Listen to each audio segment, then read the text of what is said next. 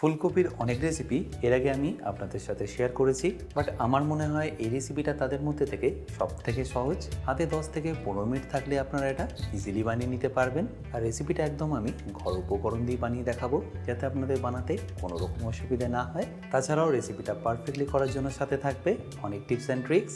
By the way, আমি chef Atanu, আপনারা দেখছেন অতনুর রান্নাঘর। আর আজকে আমাদের রেসিপি ফুলকপির ফ্রাই বা গোবি ফ্রাই। তাহলে রেসিপিটা বানানোর জন্য আমি এখানে নিয়ে নিয়েছি দুটো কপি, যেটাকে আমি এরকম ছোটো ছোটোভাবে কেটে নেব।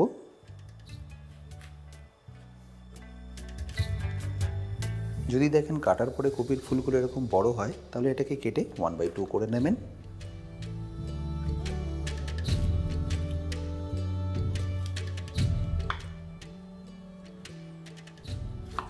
এই রেসিপিটার জন্য আইডিয়াল ফুলকপির সাইজটা হলো ঠিক এরকম। এর থেকে বড় হলে আপনারা এটাকে 1/2 করে কেটে ছোট করে নেবেন। এবার কপিগুলো কাটা হয়ে গেলে জল আমি আগে থেকেই গরম করে নিয়েছি।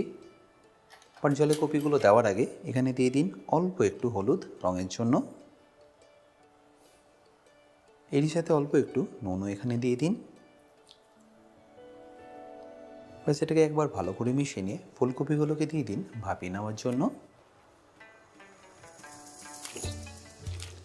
এবার এটাকে ভালো করে একবার মিশিয়ে নিন। আর এই সময় ফ্লেমটা আপনারা একদম লো রাখবেন, কারণ ফুলকপিগুলোকে হালকা একটু আমরা শুধু ভাপিয়ে নেব। মনে রাখতে হবে 30%-এর বেশি যেন ফুলকপিগুলো কুক না হয়। আর এটা যতক্ষণ ভাপানো হচ্ছে, আমি এখানে একটা মিক্সচার রেডি করব। তার জন্য লাগবে 3 চা চামচ টক দই, তারই সাথে দিয়ে দিন অল্প একটু সরষের তেল, ধরে নিন ওই 3 থেকে 4 চা চামচ মতো। তারপর এর মধ্যে রঙের জন্য দিয়ে দিন কাশ্মীরি লঙ্কার গুঁড়ো, আমি এখানে 1.5 চা চামচ ব্যবহার করলাম। তারই সাথে রঙের জন্য দেবো 1/2 চা চামচ হলুদ গুঁড়ো। টেস্টটা বাড়িয়ে নেওয়ার জন্য লাগবে 1 চা চামচ ধনে গুঁড়ো আর 1/2 চা চামচ জিরে গুঁড়ো,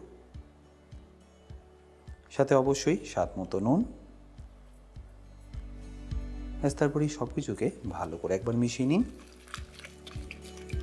এটা যখনই ভালো করে মেশানো হয়ে যাবে, তখন এটাকে এইভাবে আপনাদের রেখে দিতে হবে। আর এতক্ষণ এই পাশে দেখুন কপিগুলো প্রায় 20% মতো কুক হয়ে এসছে। আর জলটা লক্ষ্য করুন, আমি কিন্তু এখানে ফোটাচ্ছি না, একদম হালকা আঁচে রেখেছি, যাতে কপিগুলো গলে না যায় বা ওভার কুক না হয়ে যায়। মোটামুটি এরকম কম আছে 3 থেকে 4 মিনিট লাগবে এটাকে 30% কুক হতে।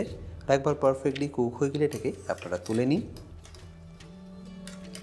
আর তুলে নেওয়ার পরে জলটাকে একদম ভালো করে ঝরিয়ে নিয়ে ডাইরেক্টলি দিয়ে দিন ম্যারিনেশনের মধ্যে।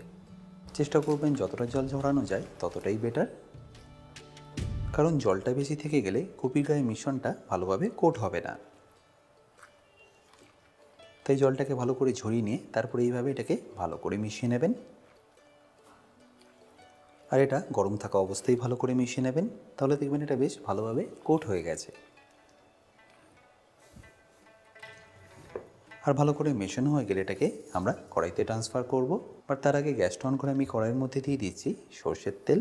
এই সময় আপনাদের খুব বেশি তেল লাগবে না, 2 থেকে 2.5 চামচ দিয়ে দিলেই হবে। তারপর তেলটা হালকা গরম হলে এখানে দিয়ে দিচ্ছি 1 চা চামচ গোটা জিরে আর তারই সাথে 4টে শুকনো লঙ্কা। ব্যাস, প্রথমে এটাকে একবার ভালো করে এইভাবে নেড়ে চেড়ে মিশিয়ে নিন।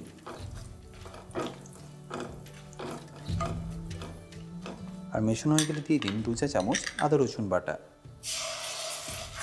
এবার ফ্লেমটাকে লো রেখে ভালো করে এটাকে মেশাতে থাকুন। এবার এটাকে আপনারা ততক্ষণ কুক করুন যতক্ষণ আদা রসুনের কাঁচা গন্ধটা চলে যাচ্ছে। আপনারা চাইলে কিন্তু এটাকে নিরামিষভাবেও করতে পারেন। তার জন্য আদা রসুনের জায়গায় আপনারা আদা জিরে বাটা ব্যবহার করবেন। লো ফ্লেমে 1 থেকে 1.5 মিনিটের মধ্যেই আদা রসুনের কাঁচা গন্ধটা একদম চলে যাবে। এবার এখানে দিয়ে দিন ম্যারিনেট করে রাখা ফুলকপিগুলো।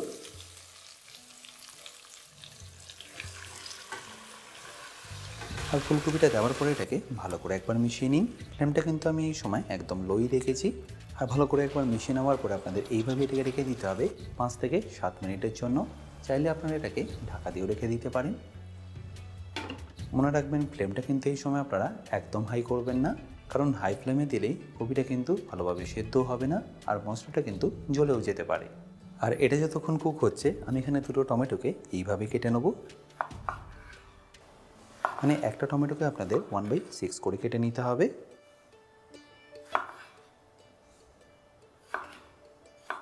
আর টমেটোটা কাটা হয়ে গেলে 5 থেকে 6 মিনিট পরে আমি আপনাদের এর ঢাকাটা খুলে দেখাচ্ছি। দেখুন আস্তে আস্তে কিন্তু এর মধ্যে থেকে জলটা ছাড়া শুরু করেছে। ব্যাস এবার এটাকে ভালো করে আবারও মিশিয়ে নিন। আর বেশিক্ষণ নয়, 7 থেকে 8 মিনিটের মধ্যে এটা দেখবেন পারফেক্টলি রেডি হয়ে যাবে। তাহলে নিশ্চয়ই বুঝতে পারছেন রেসিপিটা বানানো কতটা সিম্পল। আর ভালো করে একবার মিশিয়ে নিয়ে যে টমেটোগুলো আমি কেটেছি সেগুলো এখানে দিয়ে দেবো। তারই সাথে দিয়ে দেবো কড়াইশুঁটি 100 গ্রাম। এবার এটাকে আবারও ভালো করে মিশিয়ে নিন। এই স্টেজে আপনারা ফ্লেমটাকে লো টু মিডিয়াম করতে পারেন, কারণ এখন ফুলকপিটা প্রায় 60 to 70% মতো কুক হয়ে এসছে। ব্যাস এবার এটাকে ঢাকা দিয়ে আমি আবারও ভালো করে কুক করে নিচ্ছি। আচ্ছা, এখানে বলে রাখি, এখনও যারা অতনু রান্না করে কুকিং কোর্সটা নিয়ে নেননি তারা নিয়ে নিতে পারেন আমার নিজস্ব ওয়েবসাইট www.otonurannaghar.com এ, কারণ এই বেসিক কুকিং কোর্সে থাকছে বিভিন্ন রকমের রেসিপি। তাছাড়াও থাকবে অনেক টিপস অ্যান্ড ট্রিক্স যেগুলো আপনাদের হেল্প করবে নিত্য প্রয়োজনীয় রান্নাগুলোকে আরও সুস্বাদু করে তোলার জন্য। আর কোর্সটা কিনতে যদি আপনাদের কোনো রকম অসুবিধা হয় আমার সাথে এই হেল্পলাইনে যোগাযোগ করতে পারেন।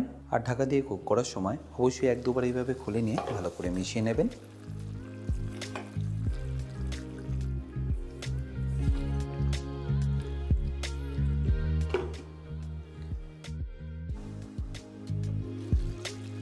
দেখুন কোনো রকম জল না দেওয়া সত্ত্বেও জলটা কতটা ছেড়েছে। আর এতক্ষণে ফুলকপিটা 80 to 90% মতো কুক হয়ে গেছে। এই রেসিপিটার জন্য আপনাদের কোনো রকম জল এখানে ব্যবহার করতে হবে না। কপি আর টমেটো দিয়ে যে জলটা ছাড়বে সেটা দিয়ে এটা পারফেক্টলি কুক হয়ে যাবে। আর এই স্টেজে আপনাদের দিয়ে দিতে হবে ভালো করে ক্রাস্ট করে নেওয়া ব্ল্যাক পেপার বা গোলমরিচ, আর তারই সাথে অল্প একটু বিট নুন বা কালো নুন। তারপর আবার এটাকে ভালো করে একবার মিশিয়ে নিন।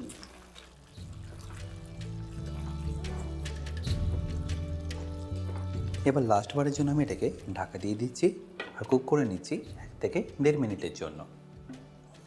ব্যাস 1 থেকে 1.5 মিনিট পরে দেখুন ফুলকপিটা কিন্তু perfectly ready.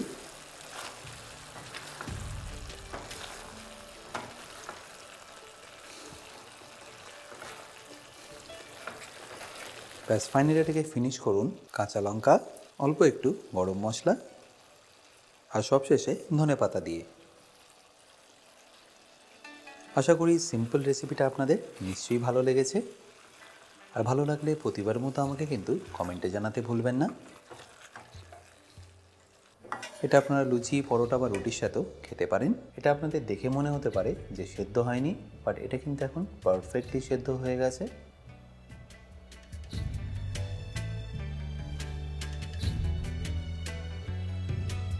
By the way, আমি শেফ অতনু, আপনারা দেখছিলেন অতনু রান্নাঘর। দেখা হচ্ছে আপনাদের সাথে একটা নতুন রেসিপি নিয়ে নেক্সট এপিসোডে।